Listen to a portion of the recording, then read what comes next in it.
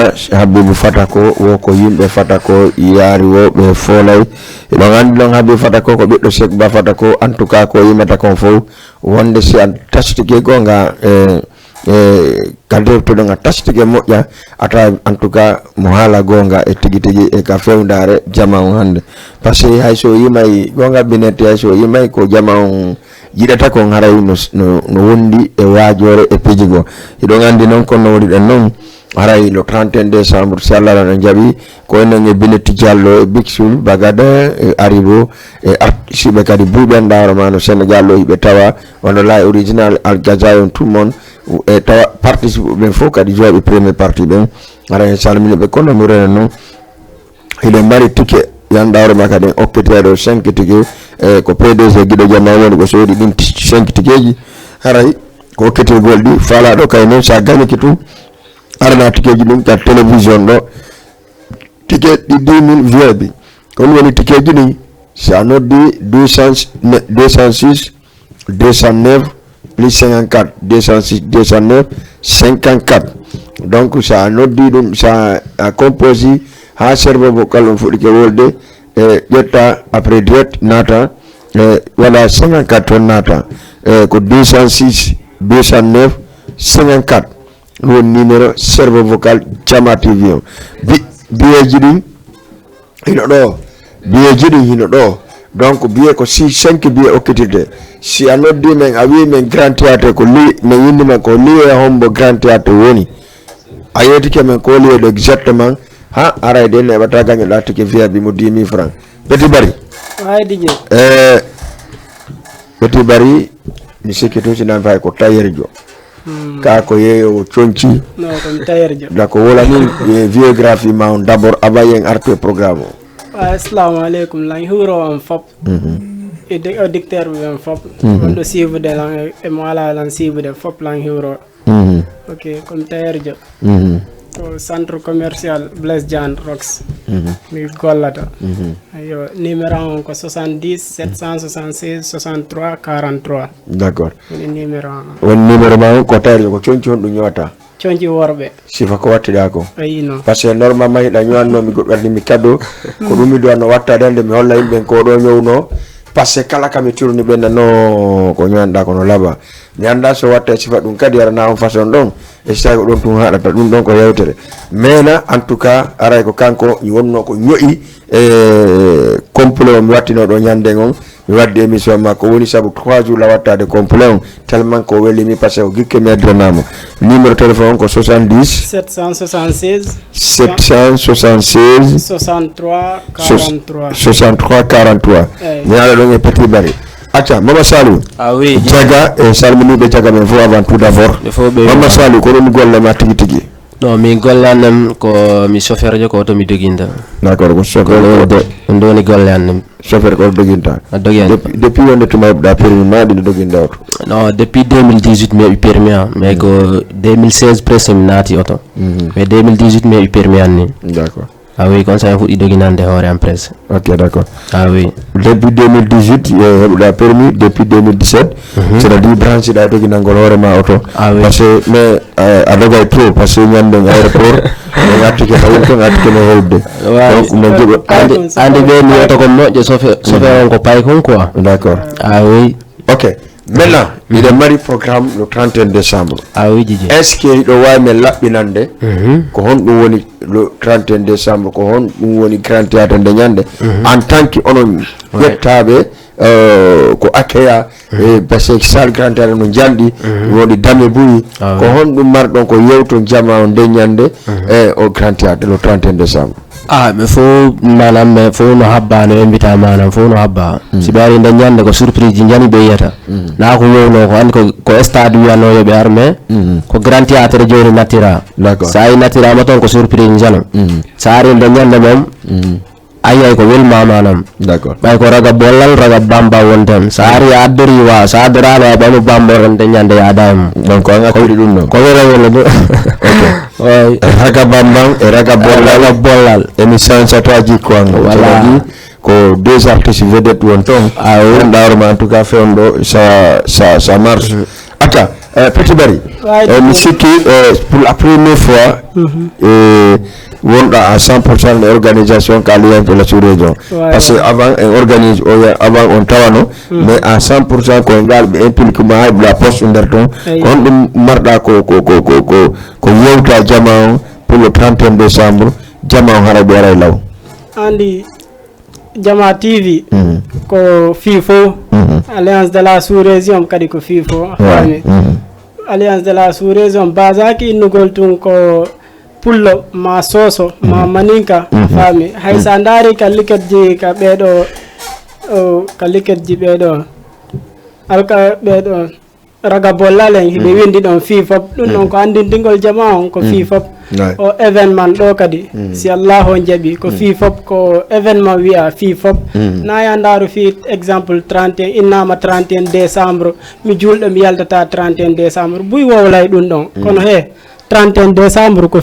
FIFO min mi yalti fi 31 décembre kono na fi fête o walla yaltinde ko fi dal concert an on walla yaltinde 31 décembre na fi nugol ko mi julɗo ma ɗum ɗo mi yalti 31 décembre haray ɗum ɗon ala ton en fop lan invité noon fop hay goto mi acca woni payku woni mawɗo a faami joɗagol ɗo exemple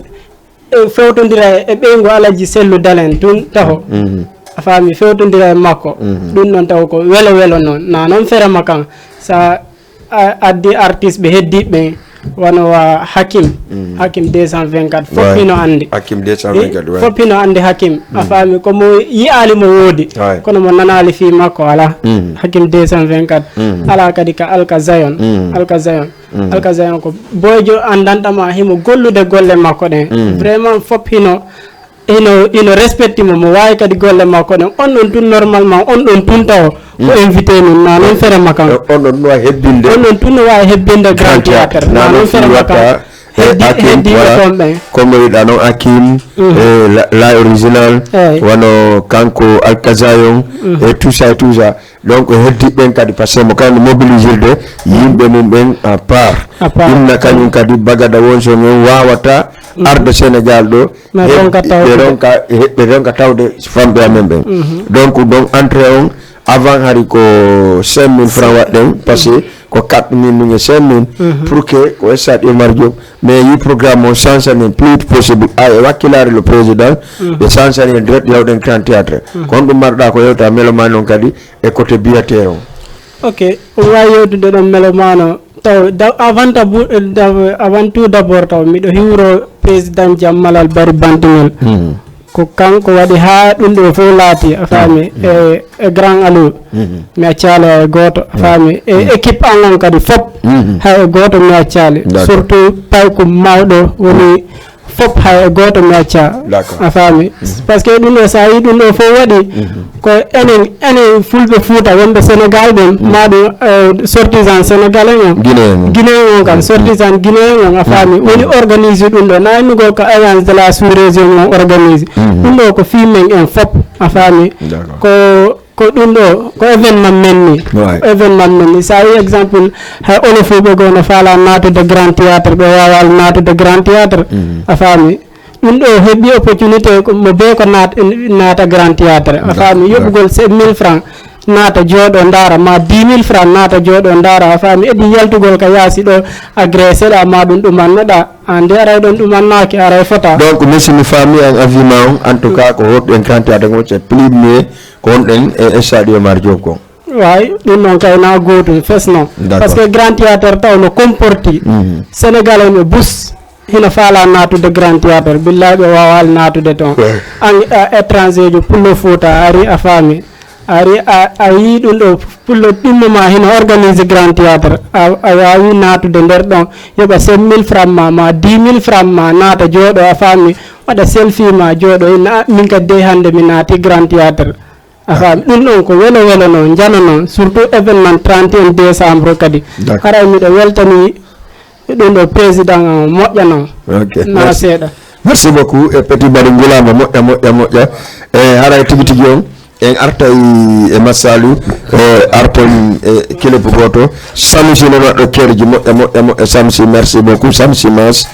normalement ɗo downo tawde invité on par ce que tawa organisation mais c'est pas grave ara mi salmini moƴƴa e côté ɗon Mama Salou oui Djidji pour la première fois est ce que hayo meeɗi yawde jooɗo Grand Théâtre ndara concert guinéen waɗɗo Grand Théâtre par ce que déjà mi waɗi concert 3 concert guinéen toon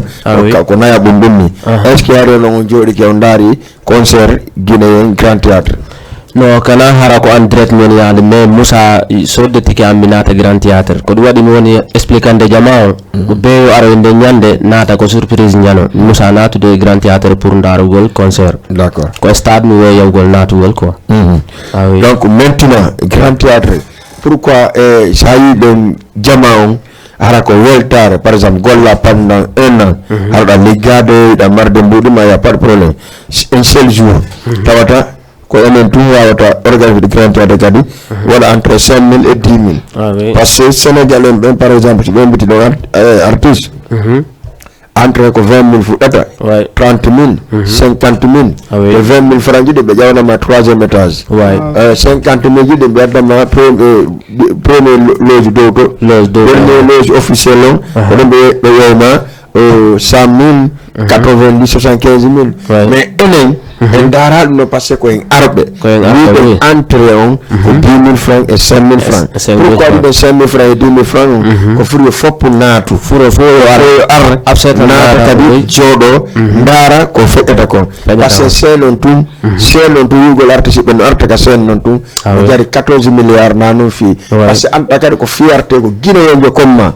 jooɗi surtout ma daro ka hoore podon Grand Théâtre wowla pulal tawata ko guinéenjo comme ma mais hiɗen mari pro complexe seeɗa mi annda so tawi ɗi wona est ce que on ɗum no et puis woɓɓere no 5 000 10 000 etc pourquoi ɗum ɗon no jama on kañum kay noon ɗum ɗon kay ko erreur men jano quoi sa ndaari suguɗin ɗon piiji min lawa wiide woɓɓe ɓe manam si ɓe yi ɗa waɗi piiji goo hara kamɓe ɓe wata hewtugol ɗon walla piiji goo ko ɗum wata ɓe ƴettanama en walla ɓe monanoma ɓe ɗum en tant que un sortisan guiné en fo e ngarɗo sa e ɗimmoma waɗi piiji goo ɗiya wata wadde an kadi eto hewta ɗon walla manam landoɗa ha hewta ɗon kay ndara no waɗira mais hara wona naali men e oti exa fami sa ndaari ɗo no hakim 224 ko ɗo presque ko guinéenjo moɗo mais sa ndaari affaire TikTok kanko on top Sénégal ɗo arno pour jonnugol trophée ɓe jarno ɓe yinni exemple ɓayna aw guinéen naw sénégalais o wata hen dade trophée Sénégal donc ɗon moi je suis pas mi condamnali ɓe ɗon c'est peut-être akam hara wala kaydi reconnaissudi Sénégal parce que simo wari carte de Sénégal wari BCDA Sénégal c'est obligatoire ɓe connamo le meilleur trophée parce que kanko wona plus 4 millions d'abonnés sur TikTok Facebook et Instagram c'est-à-dire mo mari yimɓe sincèrement parler donc enen kadi noon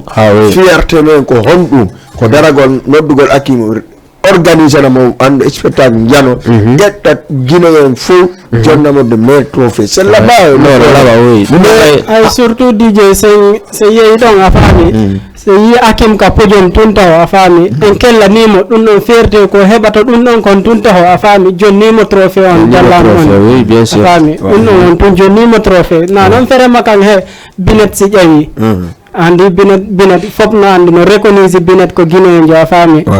on ɗon so ƴeewi tun taw ara alta o fii ka bagada en a faami binet si naati ɗon on noon tun taw min billahi lan ɗumanni la waɗi fier ko yimata kon par ce que ko guinéenjo a faami mo wawi ko watta kon d'accord acca binet naari no wawi ko watta kon ko guinéenjo ko artiste kadi formé ɗo Sénégal yeehi lanniti formation mo ngol laggine hande vraiment sa addamo Sénégal a wolay ka laaɓi poy par ce que golɗe yoɓata hara en salminima ko jooɗi fewn ɗo mo darde émission on ɗon par ce que ɗo kadi ɓe fof ɓeɗo fewn ɗo haray bagade kadi yano Guinée Bissau ɓe hewtiti kadi yawde jam moƴƴere kamɓe kadi fewn ɗo ɓe ka ɓe loja ɗon binet aussi no ɗon haray tuuri mon no noddita le 31 décembre Grand Théâtre min noon min tori o min ceeji on hiɗon andi siɗa wadde fijindaru en wowi wonde ha niɓɓa e ngal noon naye wonu ha niɓɓa ɗon andi ko Grand Théâtre sen heɓay tan molanaɗo ndaron artiste ɓe fof ko watta ko en aray law aron law par ce que artiste ɓe waɗay piwe laba koye woɓɓe ara yiyaali donc si Allah jaaɓi on va en terminer concert on 4h30 minutes bien sûr 4h30 minutes terminer concert on kono min faala ɓay joɓɓe no groupe ɗiɗi woni invité ɗi anndarma ɗin ɗon ko mamo kala joa ha ngule ha ko nga yetto sojo majja wano bilet imo desidi voilà ko dum woni ton baga day gando desidi grand théâtre be wayri juude Sénégal te be meeda juude grand théâtre bilet gando no wi kanyu ko anko atti ubdude concert guinéen grand théâtre kanko Alpha Diadara dum le non ko gonga makko et puis kanko kadi aéroport AIBD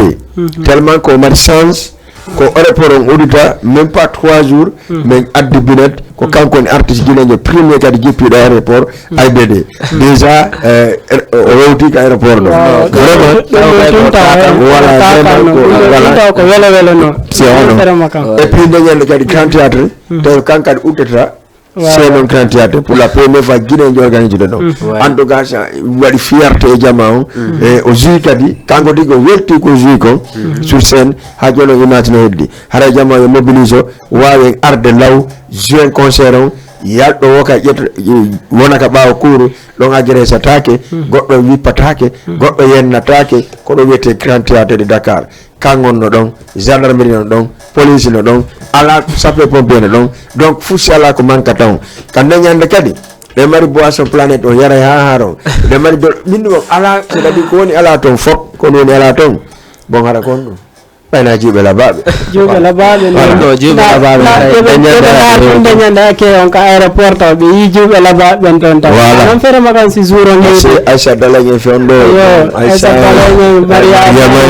wala Maria Ballo donc Maria Rubien beddo foko mi Marlene tout le monde no don ala ko wala ko miss wala ara numéro téléphone ko mo reno non ko 206 209 54 209 54 ko don woni numéro téléphone serbe ko kala ci de fala yodude acca maydaren kelep goto arton ka plateau men Jama TV ba ce do ngandi ko fi fop wiya Jama TV ko fi Jama Guinée ngom wona pay ko wona mawdo kala ko me waddi ga ko onon yamiri men sinadu me wadata télévision kadi ko fi mon hande non o yi télévision emetama Mbour Thiès Sangalkam Selu Louga c'est-à-dire télévision o yehi ka Jama on falano don wona de hala nodde Mbour lamdo be si Jama TV no don be yetto Jama TV no Mbour noddon Thiès be lamdo don be si Jama TV no don be yetto Jama TV no Thiès hande partenaire non heden darede e reka télévision ni ka réseaux sociaux hara vraiment ko weltana ko PDG on may ndaren clip goto arton ka plateau men Jama TV nye kanko lama sili be l'enfant de ore fello mamu gonga wonata fenande ko do mi salminta karamo ko Mamadou Winda Diabo kambe kadi be programme pium question grand théâtre ka salle grand théâtre karamo ko Mamadou non e kala fala do yidebe e kala fala do kadi raaju mum surtout no wayno debe ka numéro téléphone mabbe 77 et 828 16 86 77 828 16 86 sa noddibe don ibe ha joni ka butiki Diallo ka be wonno don e en tout cas hara en salmini be salminen kambe Hajja Aissatou mo nanda hore mon en tout cas no kankadi wala ko be mabbe troisième femme en salmini be salminen kodo mabbe on mi yegitinde makko be salmini mo kankadi salminen famille fop en acciali hay e goto kambe karamako Winda Diabo donc si feji don salminen sereji din fop wono serejo Diallo wono sere forti foli fodi rewbe depuis Medina Grand Dakar fo sere kadi Majina Hulali sere nene goto salminen kadi Mariama Korka kankadi mo wekna mo hawa juwangu en salmini be modja ka be wonno donc en salmini kadi be bental be fondara be émission on salminen Kouyaté Fass kanko e Balde Fass e salminen kadi wono Bafode kambe kadi be salmina modja salminen le président Malal Bari Bantingel président de l'association de la sous-région do e Dakar inna ko kabe woni maire promoteur dum don da way wadde passer en tout cas ko be watta ko ngarayno laabi salminen Safiatou Malal Bari bengu mabbe en weltani kadi Billy ka communication en tout cas wakili modja donc salminen kadi non Mariama Mboyri e sira ben kadiatu Pita Binta Jawni Jio Diallo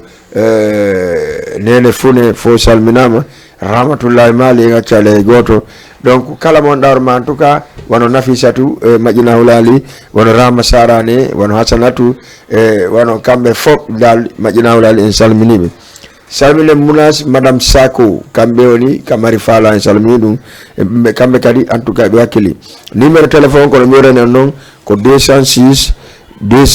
waton 209 54 206 209 54 ko woni numéro servo vocalo so wadi 206 so wadi 209 on acca don ha servo wowla ko holi ko hede don ha andon ko rundo woli watton non 54 on naton famundre petit bari way DJ fendo ni mi anda hote sibbe ko woni be nyonde e ci tawi ko pré apporter won don e sodede ko non do woni da wayla ngaspikande kon fendo hote sibbe wodi pré no dum non ko ndara men mo yotta dum non DJ ko surprise no dum non ko surprise nyanono d'accord nde nyande sagwan do jama on dum na ran surprise nam men holli mo taw quoi ok si Allah on jabi joni fendo ni kon dum wono génération o arabe ci Portugal par exemple concert surtout ma arabe digi bagada won so me kon dum madna ka yewtabe ko min yo fo yobe yaawo arde afami parce que roti nde nyande ngata wondo arda e needi grand théâtre mom fop nande grand théâtre ko président be watta discours ji afami donc an tigre sa e arde don a comporte to si ara don d'accord ka ara lantori fop yo arde e needi hoti da hore jang parce que sa arde e needi a hota e hore jang sina dum doaji no jabi wala masalu le nyande parce que masalu mi sikala wo tawede organisation ni jandi ko wono dido kon dum madda ko yewta jeunesse immo e mabbe pour be courage kambe kadi be wawa tawede label ji jandi ni way no min kom be sadon ala fu nde nyande no habbano invitation bari ko surprise jani be arta beta be do arde nedi go ko billo hali do hon be do arde nedi be ara beta wa be beta to men kadi ko be wonde nedi ko andi sare kadi tay organise be manam sa ans ko ande place yari atawibe no tayir la men ko non jogorta manam wala ko non an kadi duman norta ko manam par exemple min ko min tabe sibe ari mo be yo arde nedi rek arab balandi grand théâtre kay mom sari umaje jani tawata to man ko wala wonta d'accord ajali matudalen wadde mare way kon dum madno ko yewton men non kay mom fo paabe yo wala nodi be yalibe bay min manam mi lawi de exemple ko video mi be musabe yide face en face hay min do nyana la hen paabe ko min ta jama on fop ala ko min ta ko medina min ta ko do ko fu min Senegal fu wonbe do be fu wawbe kay déplacer da Guinée fu wonbe déplacer da kadi sérieux ara fu do wayarde pour waw yogol ajali matu dalen de nyanda min do nyanda na woltu wala paabe yogol bay musabe yide face en face d'accord ah oui président ko Mamadou Salif Sow guinéen jo Mamadou Salif Sow wondo parti ensemble pour le Sénégal en même temps quand le directeur ASP Sénégal on fendo quand on est paré on ko nuyu do nyon do gal non don haray ko wala janono surtout directeur woni kadi président ha pari woni directeur on don ko invité ta mo tun taw jodda fonda makko tun taw fami représenter Guinée fop e Sénégal do no don ko wala janono no haray non la weltani kadi président amen parce que dum do fo si ayi dum do fo wadi ko président Jammalal Bari Bantingal woni fi hore dum do fo e grand Aliou merci la yude mo wadde golle makko de mojjano on don nice ay onon DJ be menen tigir me renti dum do me remercier do mojjano fami o association do ko fi fop wiya fi fop wona pullo wona soso wona maninka wona tomo wona gerse fop ko événement wiya ko événement festival no ngirni événement festival fi fop a fami sa yi men jetti Guinée men jetti ton goto men addi men jetti wonde Europe men addimo a fami men dari santer be wonde gaabe fop wobe zuude be men addibe men tawnibe a fami ko fi fop yo tawe ko événement festival wiya fami hare lan nebbiti fop yo aru monsieur Salif Sow woni parenjo di go bon Sidi Ndeylo woni paren didabon en tant que commerçant Sidi Ndeylo représentant aussi la jeunesse mo ngine ko dum madla ko yewtado sina weltana gol mutun haray dañande kay mom ko jama ko ar assist affaire haray be weltana manam don kay ko dolal don be subu ben mam haray do dum man be weltana be abba inshallah d'accord monsieur Wuri Thialéré le président de Haut Conseil à l'étranger kanko kadi ko invité ko ɗum marɗa kawɗaɗo hen kadi par ce que ko ɓen woni autorité e men ɓe fewndo kadriɓe guiné ɓe wonɓe ɗo ɓe ɗon nde ko wala noon billahi dije ay min ndaaru min tawi holal min tawi ko waɗa ɓurde moƴƴude e guiné en kon fof ko ɗum ne woni wadde nde ñande par ce que sa ndaari étranger ko woni ken sénégal ɗo fof koyen fulɓe Fouta en fof koyen fulɓe ɗuuɗude wonde ɗo a faami on ɗon o ari o dari ko représenté ɗum noon fof a faami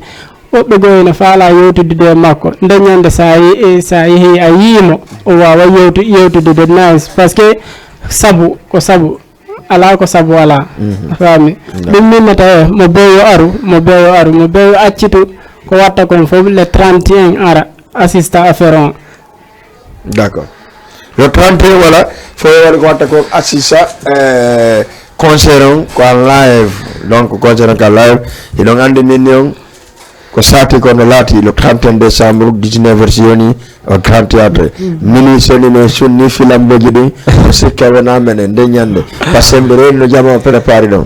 e si feƴƴi ɗo kono muren noon 206 209 54 206 209 ko ɗon woni ko numéro téléphone serbo vocal on noon yette soɓɓe cutata noddugo fewndo ɓay sima inni ko serbo wona serbo awa donc ko 77 wowto ɗon e ngal noon ko 209 206 haray ko ɗum woni numéro téléphone noon ka Jama TV wiru jiɗo Jama dalan ɗon kadi mi dara modo seeɗa gonga haalpulaɓe ɓen kala kadi falaɗo participe fi biyeji ɗi o nodda men ka 209 206 54 o inna men ko ɗum ɗo ko ɗo grand théâtre woni inna men nodda men so fi ke nodda men tun wiya grand théâtre ko côté o lié ɗo woniri donc lié on ko ɗo nokkel kaari haray a heeɓi billet entrée ñaami mo 10 000 francs billet entrée grand théâtre mo 10 000 francs 10 000 francs joɗɗa VIP harange artiste ɓen ko face à face a wonoyaka billet 5 000 dow seeɗa sakko wona ɓe woɗɗuma gokkum mais min anndi on noon kadi son e lumiére ɗum ɗon ko assuré ɗum grand théâtre ɓay ɗon anndi na ko ɗum ɗon ko wolte acca DJ ɗo émission o lammi sane wees un peu donc addan hen ɗon clip wawi ndaar ɗum ɗon taw yare ndiyam ɓayɗa anndi duwaji no jaabi Jama TV ko pour mon tout beaucoup signé Binet o clip Binet ɗo e paɗa laaɓa wo sa heɓugol wama ko ɗum woni arkise kono ɗum yiɗon e o clip Binet ɗo no ɗon kay vidéo on kay mom clip o mo landi fiiji boyi mais ko sa heɗike mo ɓurta faamude mais huɓɓingol mo tun ama o nga famata il faut joɗɗa artira hakkille ɗen si faama normal quoi d'accord ko yewti ton kon fof ko gonga sa daari ok Petit Bari waydi kono wiɗa ɓe jaga ɓe nde ñande yoɓe aray lan invité ɓe fop mi accali e goto jaga surtout hinde ka on mi accali ɗon e goto lan invité fop lan euro fop kadi faami e centre commercial on hay goto mi accali kra wori patron an mi accali mo wori création e Dawda Tour wori création non c'est mon petit sira vraiment c'est mon petit sira wori patron an donc wori jannu matériel wori janni lan ha don kadi ko menen wondi nokku gotum non il faut que jango ɓuri ka centre commercial par ce que ndeɓatara gono mi garam bubuji ɗum woni partenariat quoi voilà parce que sincèrement wuuro ɗo ar ɗo par ce que ko pay ko yangoɗo ko guiné mais surtout ma menen culture guiné wonde mo yiɗi ɗum mo yiɗi to vraiment et puis déjà kadi sincèrement parler donc o ɓooyi wakkilade koyeji ɗin fof et puis voilà problème kadi c'est pour cela que wuuri voilà merci beaucoup Petit Bari haray en tout cas ko ɗuri tagaɗo reconnu gol ko oɗo waɗani mi hunde nden a alawano ɗum ɗon wona ɓuuɗi wona woma jande ɗo o jannama tout o waɗi ka hoorema mais si wona e barke kin a reconnaisse ko o janna a reconnaisse de weltanimo moƴƴana wallahi a weltanimo moƴƴana wonde hay men heɓata gollede kono yekketa enne boy yow o yaltina mbuɗo e hin yow a faami ɗum ɗon fof he komo ɓawo yangode o wondi ha ɓooyi ko ɗum waɗi watta ɗum ɗon mo deno andi so tawi heeɓika ko menen si heɓaki fo e mum kadi ko menen yallah hokkore fop weltanimo vraiment mi weddani ko moƴƴa vraiment en tout cas je ko remercie gol moƴƴa wuri création donc voilà o créé na mi don non goddum comme no créé ni dalanno parce que voilà c'est ça andi menen Macky Sall didi voilà ara so diari jorje do wotta moko ba quoi wala problème ala garame ngale tirtama be den dara on dara et puis la mari putoria nyande mi feñi de nya sikata ko mi mari garam bobu haga wadi putori jetti no kawa ko wi jogiti sa dum no buso ala da jogo to do nyande me sikame andite to jiji no to ngandi ka sa so nganta nana nyande concert watta dum non de nyande concert non andi ko baga do ko bambinir ndo nyando gonu dal joni gon watte nyande concert watto to bodi min ko moko ba ala problème joni watto kaftane demi saison kaftane o faade demi saison kaftane o la na do garantie do seki o seki non no faade goddo to ka akei be mode yo wartu no kono na fata ande do ko na ko raga bambang raga bollal ande ko kaftane ara do faade ok ro salminani adama Grand Dakar Husay depuis to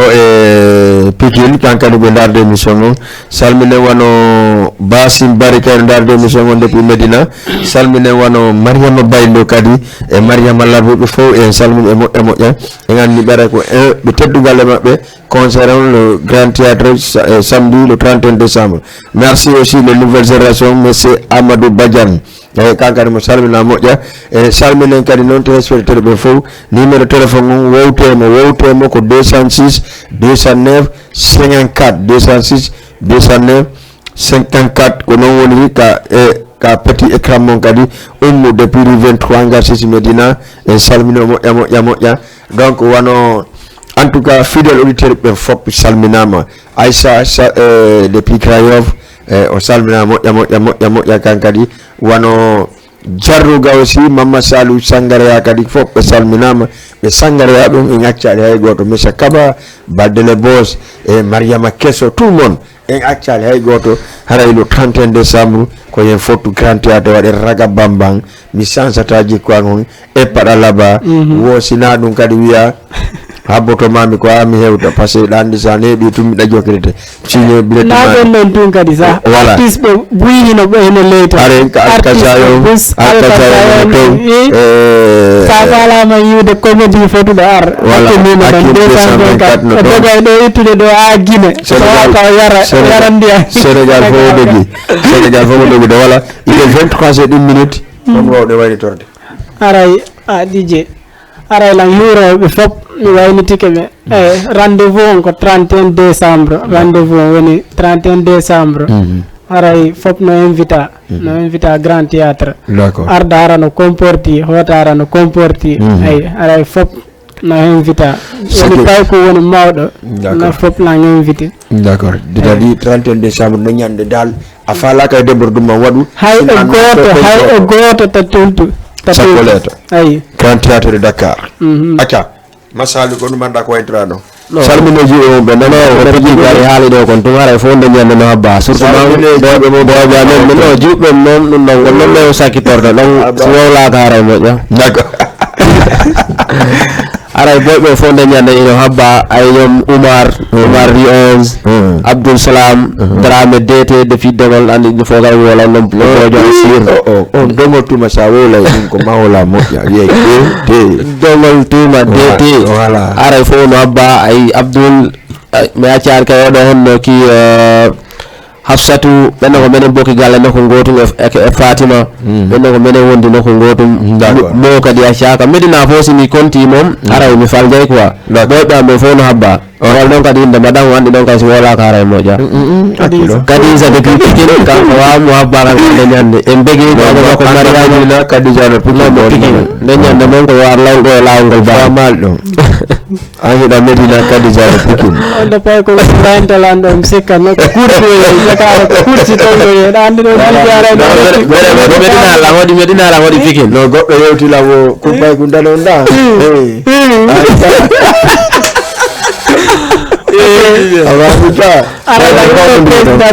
président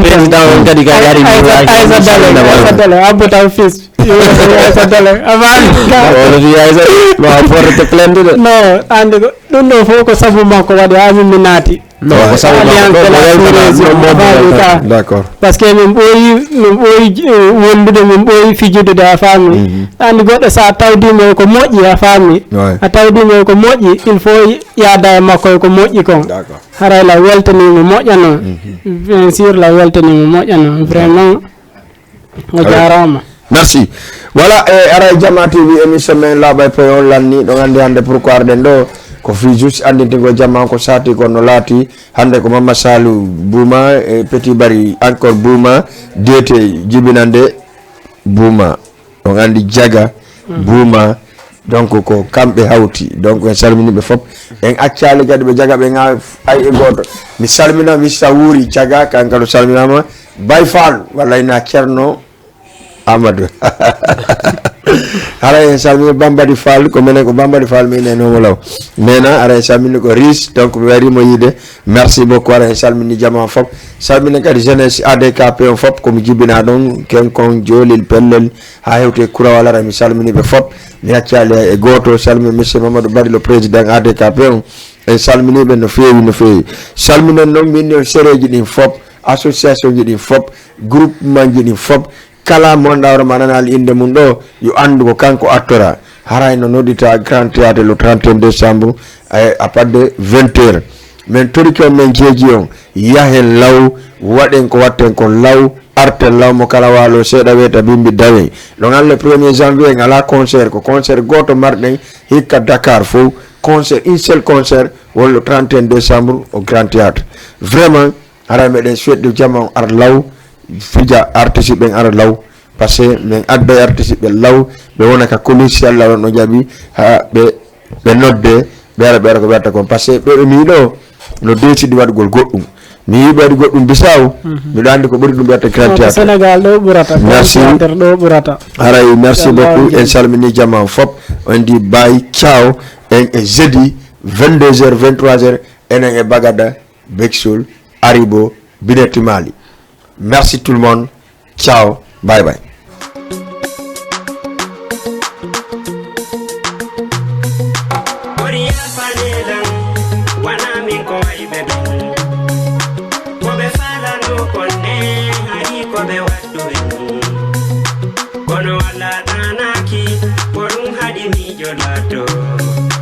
Kono wala tanaki, kodung hadi fale lato.